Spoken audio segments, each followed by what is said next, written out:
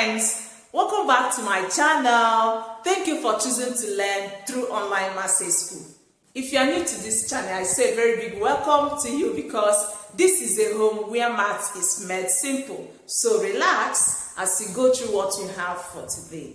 Now in today's class, we are continuing it on our topic limits. Today's class we are going to discuss how to evaluate limits using another rule which we call L'Hopital's rule. In our last tutorials, we discussed what limit is. We looked at the rules of limits. We also looked at how to evaluate limits by factoring and by direct plugging. So I will leave the link for this in the comment section so that you go through it and follow through in what we have for today. If you're ready for this class, let's work it out on the board. Now let's look at what we have. When do we use L'Hopital's rule? L'Hopital's rule can be used in place of factoring methods. Maybe if you're not too good at how to factor, you can use L'Hopital's rule to solve or evaluate problems on limits. You can also use L'Hopital's rules when the limit tends to infinity, like this. So you can use it in two forms. In place of factoring methods and when the limit tends to infinity. So when you have such, then introduce your L'Hopital's rule. Now let's look at it proper. Remember in our last tutorial, when we have something like this, we have ln of x squared minus 1 over x minus 1. If you go by factoring method, knowing too well that if you do your direct plugging here, it will not be possible because it will be indeterminate. So to avoid such, if you go by your factoring method, this will give you x minus 1 and x plus 1 all over x minus 1. So that when you cancel out, you will have x plus 1, and if you put in the value of x at 1, you have 1 plus 1 to give us 2. This is what you get when you go by factoring method. Okay? Now, supposing we don't want to use this factoring method, what happens? Now that means you are going to introduce that as L'Hopital's rule. So let's see how to evaluate this limit using L'Hopital's rule. And you will notice that you are going to get the same answer as you have as 2. So let's do that together. So to evaluate this, you are going to have, by our L'Hopital's rule, what you need to do is to differentiate the numerator, differentiate it separately, and differentiate the denominator separately. So what do we have? Remember, in your differentiation, we shall still treat that, but let me bring it backward.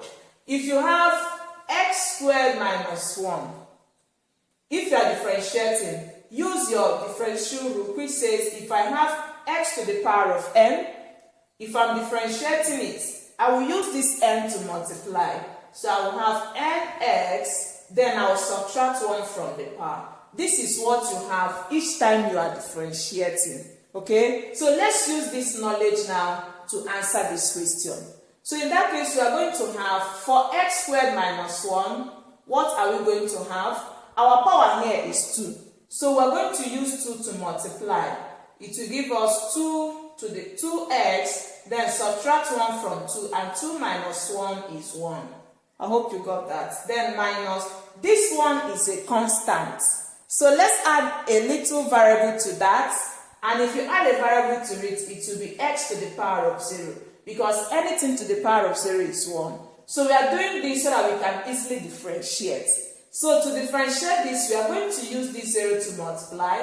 And you know when you multiply anything by 0, it gives you 0. Meaning that if I differentiate a constant, it gives me 0. So to differentiate this numerator, what we are going to have is what? 2x minus 0, which is the same as saying 2x. You see, it's very simple. I hope you got that. Okay, let's take it again. Use the power to multiply. We have 2. Subtract 1 from the power. It is 2 minus 1 will give us 1. And then x raised to the power of 1 is still x. So we are having 2x for differentiating x squared. Okay? Then for negative 1, it is the same as minus 1x raised to power 0. Because x raised to power 0 is 1, and when you multiply 1 by 1, it gives you 1. I hope you got that. So use this to multiply using this rule, and 0 multiplies negative 1 will give us negative 0, so 0. So that's why we are having 2x raised to the power of 1, and that will give us 2x. So that is why we have 2x at the numerator. Now for the denominator, differentiate. If you differentiate your x, what are we going to have? This is x minus 1. Remember, x, any term without a power is said to have a power of 1. So this one has a power of 1. Use it to multiply this. Remember, the coefficient is also 1. And when 1 multiplies 1 is 1. So we have 1, and which is 1x. Then minus 1, and x, 1 minus 1 is 0. And x to the power of 0 will give us 1. So what it means is that if I differentiate x, it gives me 1. Okay? Differentiate this constant again as 1, it gives me 0. So this is what I have. So I'm going to have 2x all over 1 minus 0 is 1, and 2x divided by 1 still gives me back 2x. I hope it's making sense now. Remember that x approaches 1. So plug in this x at 1 directly into this. And if you do that, you're going to have 2 into 1, and which will give us 2 as an answer, which was exactly what you got when we used our factoring method. You can replay the video to see that you got the same answer.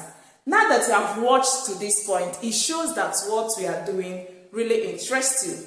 Kindly subscribe to this channel for more are coming, and click on the notification button so that you always get notification from us each time we post any of our trending videos. Now let's proceed to example 2. Okay, now for example 2, what do we have? The same thing, we are using our L'Hopital's rule in place of what? Our factoring method.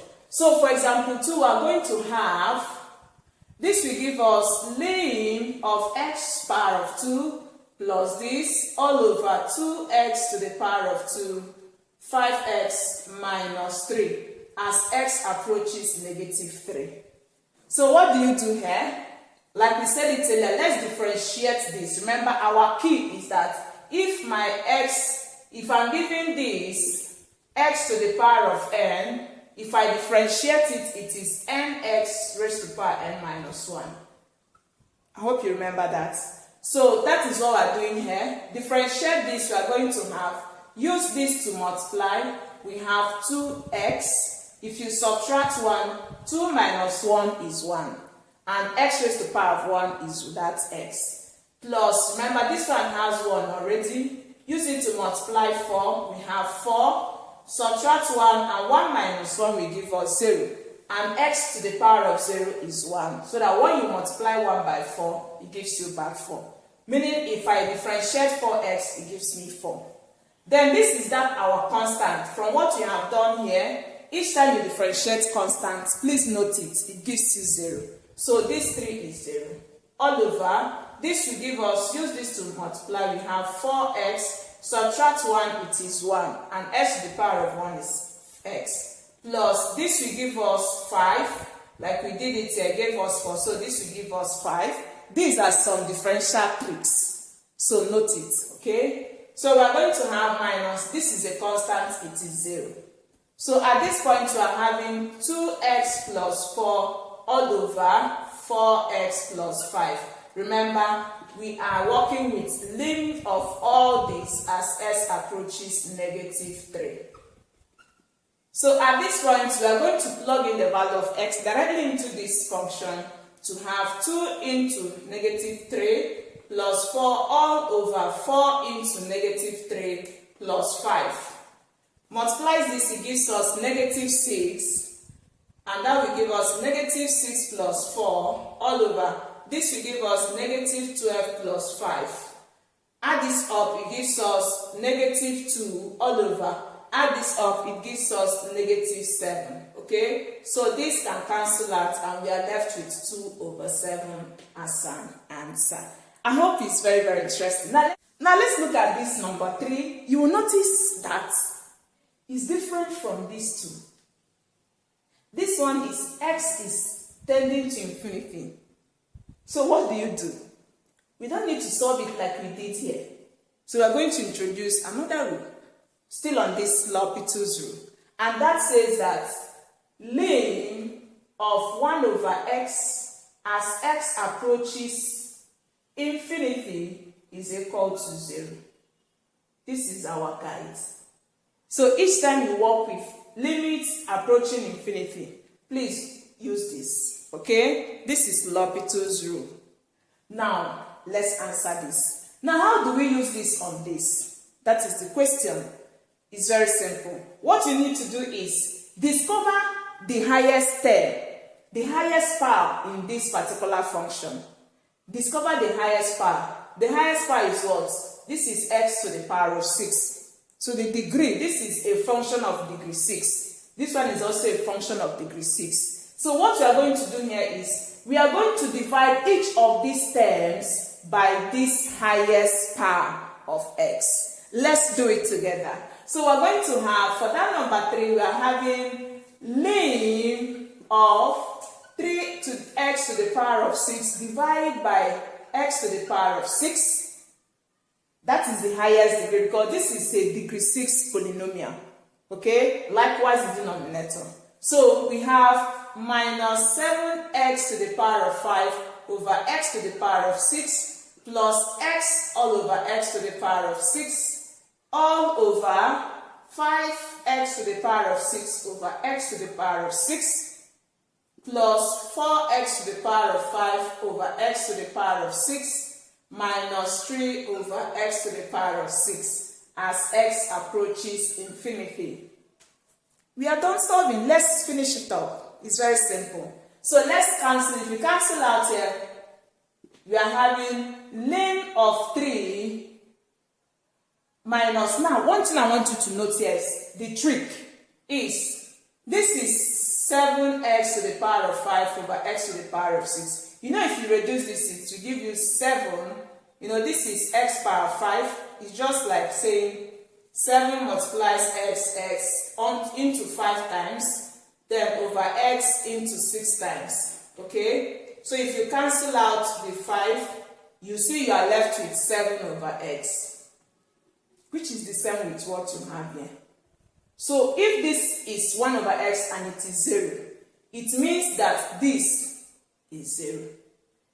Okay? So we have this as 0, and invariably, all this will also be 0. Because this is x over x to the power of 6, which will give us 1x to the power of 5. If you factor out this, it will give you 1 over x into x to the power of 4.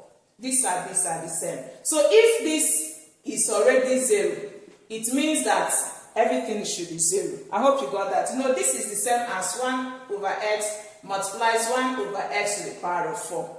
I hope you got that. So this one is 0, and if it is 0, it means if you multiply 0 by this, everything will be 0. So what do you observe? Your observation should be that it is the one that has its coefficient as x to the power of 6 that will remain. Other ones will be what? 0. Please note it is very important. So it means that this is 0, all over is 5 because that is the degree. So we have all these ones are 0. So we have plus 0 minus 0. I hope you've seen that. So this is now what we have. And if you simplify this, you are going to have 3 over 5. And that will give us the answer. I hope what you did today was well understood. If it was, please don't forget to give us your like. Let's know how you feel about this in the comment section. Please also subscribe to this channel for more are coming. Thank you very much for staying true and see you in my next class. Bye-bye.